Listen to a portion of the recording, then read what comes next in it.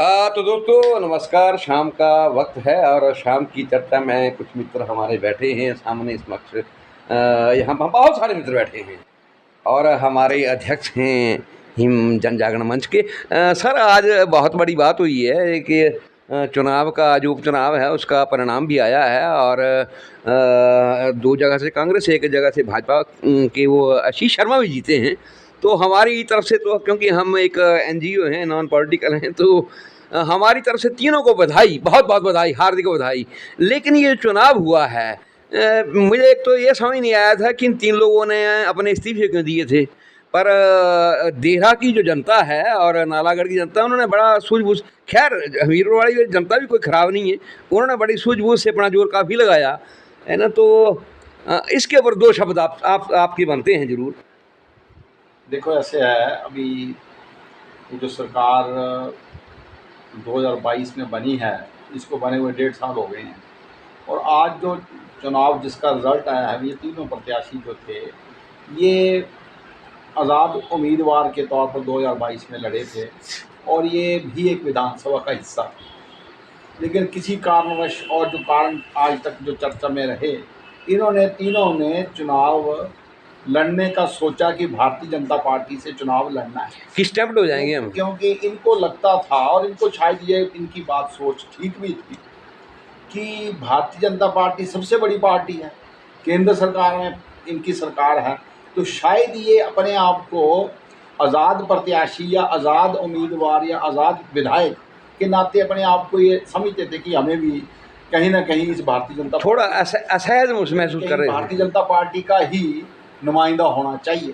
तो इन्होंने सोच के बहुत बड़ा कदम, मैं तो कहूँगा इतना बड़ा कदम लिया इन्होंने, लेकिन लोगों ने सरकार के काम पे वोट डाला, लोगों ने सरकार को स्थिर रखने के लिए वोट डाला। लोग चाहते हैं, हिमाचल की जो जनता है वो इतनी बुद्धिजीवी, वो चाहते हैं कि जहां सरकार चल रही है तो ये सरकार को स्टेबिलिटी देने के लिए, इसके हाथ, मुख्यमंत्री के हाथ मजबूत करने के लिए इन्होंने मैंडेट दिया है।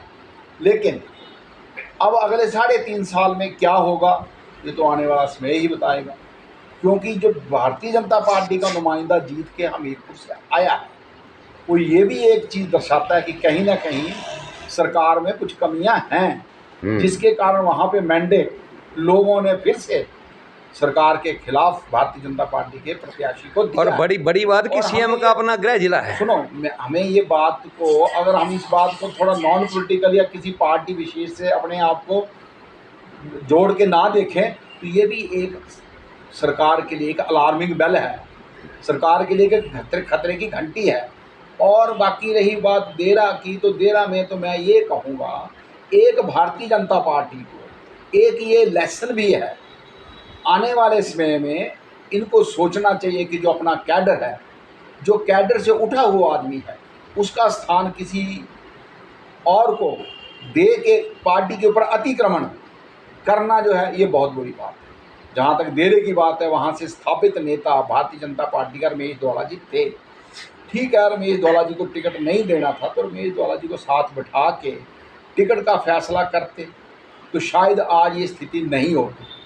क्योंकि जो मैं थोड़ा सा विश्लेषण इसका देख रहा था, तो जो रमेश धवाले का इलाका है, जो वो पंचायतें, वहाँ पे भारतीय जनता पार्टी को वोट नहीं मिला। उनकी अपनी पंचायत में, उनकी अपनी पंचायत में उनका कितना दिल पे उन्होंने पत्थर रखा होगा जब उन लोगों ने भारतीय जनता पार्टी को वोट नहीं डाला और कांग्रेस को वोट डाला। और ये उनकी जो भावना है, ये पार्टी को कहीं ना कहीं सोचना चाहिए। ऐसे एग्जाम्पल और भी कॉन्स्टिट्यूंसी में हुई हैं, हमारी कॉन्स्टिट्यूंसी में हमारा नगरोटा में ऐसा हुआ है। तो ये अपने पार्टी के जो लोग हैं उनको अपने साथ ही रखना चाहिए। अपना अपना ही होता है, अपना अपना ही होता है। अपना जो है ना, माँ कहते हैं ना पहाड़ी में कि अपना मार गया छाऊआ सट का, तो अपना अपना ही होता है। जो दूसरे हैं वो तो आए, टिकट मिल गया तो आए, जीत गए तो पार्टी के साथ, नहीं जीते फिर अगली बार नया फसली बटेरे। अब मैं अपना एग्जाम्पल दूँ, 2017 में ऐसी सिचुएशन आई थी, मेरे को भी लोगों ने उकसाया कि आप इंडिपेंडेंट लड़े।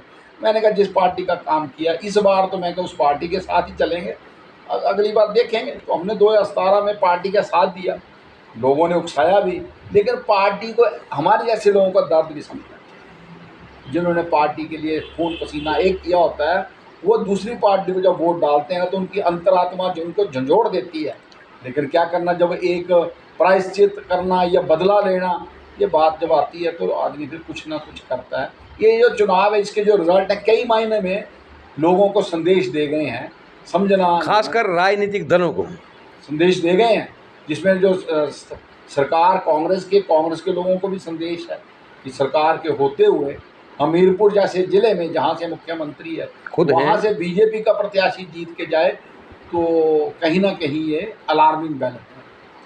तो बहुत अच्छे डॉक्टर साहब, आपने काफ़ी एक संतुलित अपना बयान दिया है। और नहीं, ये मेरा मानना है, ये मेरा नहीं, मानना है, क्योंकि जितनी की मैं बुद्धि रखता हूँ, ये मेरा मानना है कि ऐसा हो सकता है भी, ऐसा हुआ होगा। नहीं, जैसा और आगे से दोनों पार्टियों को अगले 3.5 साल के लिए अपने कार्य करने का जो ढंग है, उसको सही रूप में बदलाव करना चाहिए। कहने का मतलब ये अर्थ ये है सर कि राजनीतिक दल कोई भी हो, ये और जो दूसरी राजनीतिक ही होते हैं ना, हवा में नहीं रहना दूसरी चाहिए। बात ये है जो मैं कहना चाहूँगा आपके माध्यम से, आपने मेरे से इंटरव्यू लिया है, कोई भी पार्टी है जब ये सरकार बनती है या सरकार बनाने से पहले, ये जो झूठी घोषणाएं, रेवड़ियाँ देनी, जो अनरियलिस्टिक स्कीम्स हैं, उनको लोगों के आगे परोस देते हैं ना, तो लोग खाने के लिए तो आ जाते हैं, लेकिन उसका प्रदेश के हित में वो बातें नहीं होती, प्रदेश को उससे कोई ज़्यादा लाभ नहीं। ना प्रदेश को, ना जनता को, ना ही सरकारों को। तो बहुत अच्छा सर, फिर मिलेंगे ब्रेक के बाद कभी ऐसे ही। धन्यवाद जी, धन्यवाद। तो तब तक के लिए जय सिया राम, जय सिया राम। जय सिया राम। और भाई जी, जय सिया राम।